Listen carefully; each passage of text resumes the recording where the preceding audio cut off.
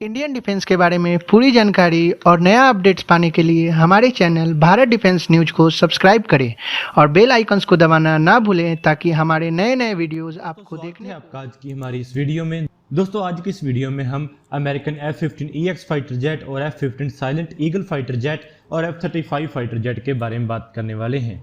इस वीडियो में हम इन तीनों फाइटर जेट को कंपेयर कर देखेंगे कि कौन सा फाइटर जेट हमारे लिए एक अच्छी ऑप्शन हो सकता है, क्योंकि अभी तक हमें F-15EX फाइटर जेट ऑफर कर दिया गया है और इसके साथ ही ये पॉसिबिलिटी है कि अगर हम चाहें तो बोइंग हमें F-15 silent eagle fighter jet भी ऑफर कर सकता है, जिसके रडार क्रॉस सेक्शन को कम करने के लिए और स्टेल्थीनेस बनाए रखने के लिए बहुत ज़्यादा इस फाइटर जेट में चेंजेस किए गए हैं।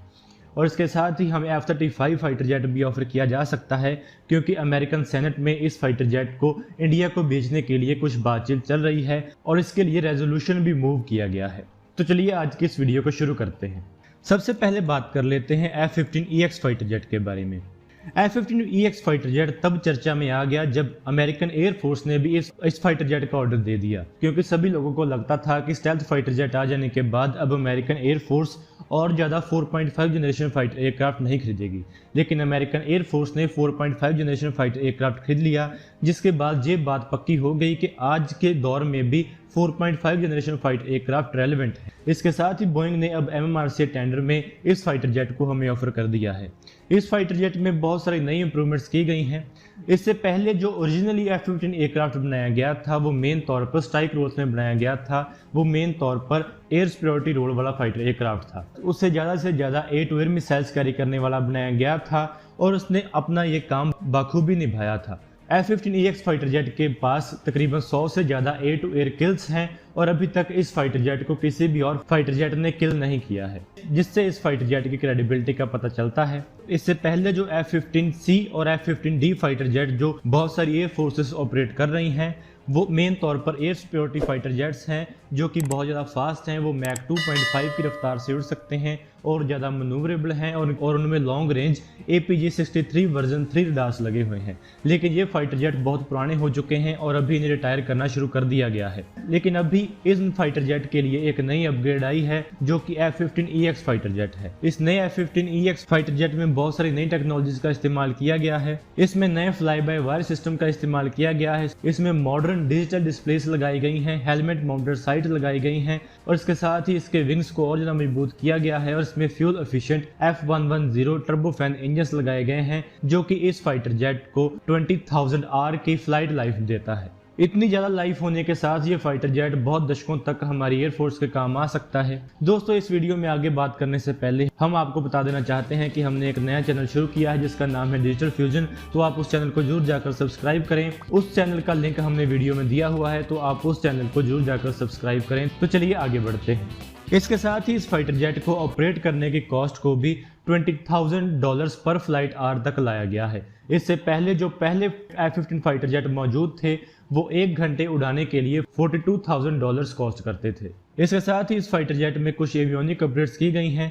इसमें एक लीजियन पॉड लगाया गया है जिसमें infrared search and track system भी लगाया गया है और इसके साथ ही इसमें एक नया digital eagle passive active warning surveillance system भी लगाया जाएगा और इसमें एक नया APG-82 version 1 active electronically scanned air radar लगाया जाएगा। इस फाइटर जेट के रडार में ऐसी कैपेबिलिटी है कि इसमें रडार फ्रीक्वेंसी ट्यूनेबल फिल्टर्स लगे हुए हैं, जिसकी मदद से ये रडार एक ही समय पर जैम भी कर सकता है और स्कैन भी कर सकता है और ये अपनी फुल एफिशिएंसी के साथ एक ही टाइम पर टारगेट्स को स्कैन भी कर सकता है और जैम भी कर सकता है।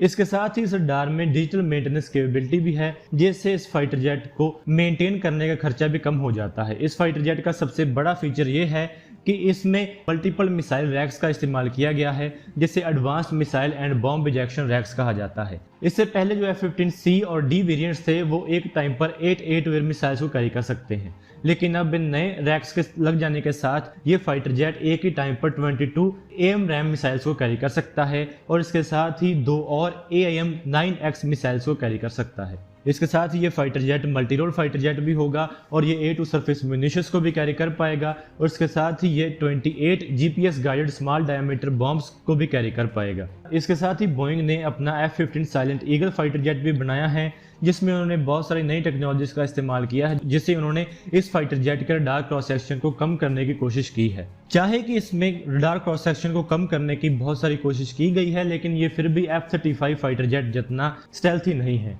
क्योंकि इसका एयर फ्रेम ही ऐसा है कि ये फाइटर जेट पूरी तरह स्टेल्थी नहीं बनाया जा सकता। एक फाइटर जेट को स्टेल्थी बनाने के लिए बहुत सारे स्पेक्ट्रम के ऊपर काम करना होता है, जिसमें रडार क्रॉस सेक्शन को कम करना होता है, इंफ्रारेड सिग्नेचर को कम करना होता है, और जो इस फाइटर जेट से इलेक्ट्रॉनिक एमिशंस निकलते हैं उन्हें भी कम करना होता है। जहां तक हम F-22 फाइटर जेट और F-35 फाइटर जेट की बात करें तो ये वेरी लो ऑब्जर्वेबल एयरक्राफ्ट हैं। इनके रडार क्रॉस सेक्शन की बात करें तो इनका रडार क्रॉस सेक्शन 0.001 बताया जाता है, लेकिन जो F-15 साइलेंट ईगल एयरक्राफ्ट होगा उसका रडार क्रॉस सेक्शन इससे ज़्यादा होगा। उसका रडार क्रॉस सेक्शन अगर हम बात करें तो वो लो ऑब्जर्वेबल कैटेगरी में आएगा, क्योंकि इसके रडार क्रॉस सेक्शन के बारे में अभी तक बोइंग ने कोई जानकारी रिलीज नहीं की है, तो हम आपको नहीं बता सकते कि इसकी ओरिजिनल RCS वैल्यू कितनी है। इसकी स्टेल्थीनेस की बात करें तो ये फाइटर जेट अपने इंफ्रारेड सिग्नेचर को कम करने में कामयाब नहीं हो पाया है। अगर किसी दूसरे एयरक्राफ्ट में infrared search and track system लगा हो तो वो इस फाइटर जेट को डिटेक्ट कर पाएगा। इसके साथ ही इसकी शेप ऐसी नहीं है कि इसे पूरी तरह स्टेल्थी बनाया जा सके। इसमें रैम्प कोटिंग्स तो की गई हैं, यानी कि रडार ऑब्जॉर्बेबल मटेरियल का तो इसमें इस्तेमाल किया गया है, जिससे इसके रडार क्रॉस सेक्शन को कम करने की कोशिश की गई है, लेकिन फिर भी इसका रडार क्रॉस सेक्शन इतना कम नहीं हो पाएगा कि इसे पूरी तरह स्टेल्थी एयरक्राफ्ट करार दिया जाए। ओरिजिनल F-15 फाइटर एयरक्राफ्ट की RCS वैल्यू 3 से लेकर 5 मीटर स्क्वायर तक है, और वहीं अगर हम राफेल एयरक्राफ्ट की बात करें तो उसकी RCS 1 मीटर स्क्वायर की है। इसमें कन्फॉर्मर वेपन बे का भी इस्तेमाल किया गया है, जो कि इस फाइटर जेट के साथ अटैच की जा सकते हैं, जिसके अंदर आप वेपन सिस्टम्स को कैरी कर सकते हैं। जैसे कि स्टेल्थ फाइटर जेट में इंटरनल वेपन बे होता है, वैसे ही इसका कन्फॉर्मर वेपन बे है, जिसमें आप मिसाइल्स को कैरी कर सकते हैं, जिससे इस फाइटर जेट की रडार क्रॉस सेक्शन को कम किया जाता है। F-15 साइलेंट ईगल की बात करें तो उसके बारे में ऐसा एस्टिमेट लगाया गया है कि इसका radar cross section 0.1 metre square front से होगा, और दूसरे एंगल से अगर इस फाइटर जेट को डिटेक्ट किया जाए तो इस फाइटर जेट का radar cross section 1 metre square से ज़्यादा हो सकता है। ये एक यूजफुल एज है, लेकिन ये बहुत ज़्यादा डिसाइसिव एज नहीं होगी। दूसरे रडार्स द्वारा इस फाइटर जेट को डिटेक्ट कर पाना बहुत ज़्यादा मुश्किल हो जाएगा, लेकिन ये फिर भी उतनी डिग्री तक स्टेल्थी नहीं होगा जितनी डिग्री तक F-22 फाइटर जेट और F-35 फाइटर जेट होते हैं। इसके साथ ही अगर हम F-35 एयरक्राफ्ट की बात करें तो उसमें ऐसी कैपेबिलिटी है कि वो रडार से पूरी तरह छुप सकता है। यहाँ पर आपको बता दें कि कोई भी एयरक्राफ्ट ऐसा नहीं होता कि वो पूरी तरह रडार से छुप सके, लेकिन फिर भी F-35 फाइटर जेट के रडार क्रॉस सेक्शन को इतना कम किया गया है कि वो रडार से पूरी तरह बच सकता है।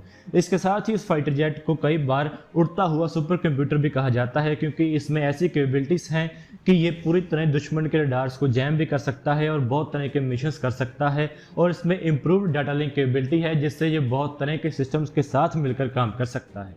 इस फाइटर जेट की सबसे बड़ी कैपेबिलिटी इसके दूसरे फाइटर जेट के साथ मिलकर काम करने की कैपेबिलिटी है।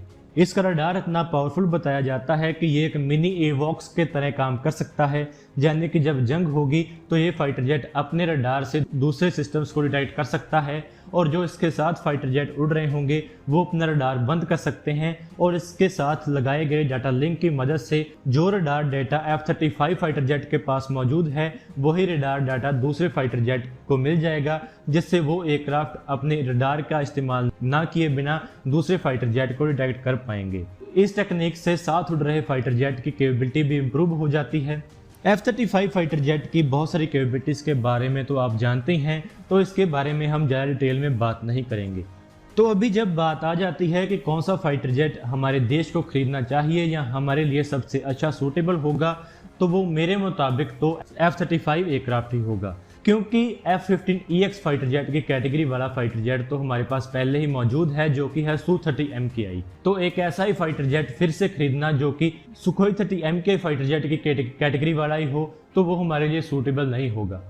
हमारी एयरफोर्स को एक मीडियम कैटेगरी के मल्टी रोल फाइटर एयरक्राफ्ट की जरूरत है, जो रिक्वायरमेंट राफेल एयरक्राफ्ट पूरी करता है, लेकिन वो रिक्वायरमेंट F-15EX फाइटर जेट पूरी नहीं कर सकेगा। और वहीं अगर हम दोनों एयरक्राफ्ट की कॉस्ट के बारे में बात करें तो कुछ एनालिस्ट कहते हैं कि F-35 फाइटर जेट की कॉस्ट और F-15EX फाइटर जेट की कॉस्ट में कुछ ज़्यादा फर्क नहीं है। ऐसा हो सकता है कि F-35 फाइटर जेट की ऑपरेटिंग कॉस्ट ज़्यादा हो, लेकिन फिर भी इन दोनों फाइटर जेट की कॉस्ट में ज़्यादा फर्क नहीं होगा। अभी हमें एक केपेबल स्टेल्थ फाइटर जेट की जरूरत है। वो रिक्वायरमेंट हमारी F-35 एयरक्राफ्ट पूरी कर सकता है। अगर F-15 साइलेंट ईगल की बात करें तो ये हमारे लिए सूटेबल फाइटर जेट नहीं होगा, क्योंकि इसका रडार क्रॉस सेक्शन इतना कम नहीं है कि इसे हम एक पूरी तरह स्टेल्थी रोल में इस्तेमाल कर सके। मेन तौर पर स्टेल्थी एयरक्राफ्ट को इसलिए इस्तेमाल किया जाता है कि ये स्टेल्थ मिशंस कर सके, यानी कि ये दुश्मन के एरिया में घुसकर उन्हें पता ना चले बिना उनके ऊपर अटैक कर सकें और उनके वाइटल टारगेट्स को डिस्ट्रॉय कर सकें। तो यहाँ पर अगर हम ये बात करें कि F-15 ज़्यादा पेलोड कैरी कर सकता है और F-35 कम पेलोड कैरी कर सकता है, तो वो बात भी सही साबित नहीं होती है, क्योंकि जिस रोल के लिए स्टेल्थ एयरक्राफ्ट बनाए जाते हैं वो रोल F-35 एयरक्राफ्ट बिल्कुल पूरा करता है। और वहीं अगर हमने दोनों एयरक्राफ्ट के बीच में ये बात करनी हो कि कौन सा एयरक्राफ्ट एक दूसरे से बेहतर है, तो सबसे सही बात कहना ये होगा कि दोनों एयरक्राफ्ट ही अच्छे हैं और उनके मिशन के मुताबिक, यानी कि जिस मिशन के लिए F-15 बनाया गया है वो उस मिशन के लिए अच्छा है, और जिस मिशन के लिए F-35 एयरक्राफ्ट बनाया गया है वो उन मिशंस में बहुत अच्छा है। तो दोस्तों आज की इस वीडियो में इतना ही। अगर आपको ये वीडियो अच्छी लगे तो आप इसको जरूर लाइक और शेयर करें। Thanks for watching this video. जय हिंद, वंदे मातरम।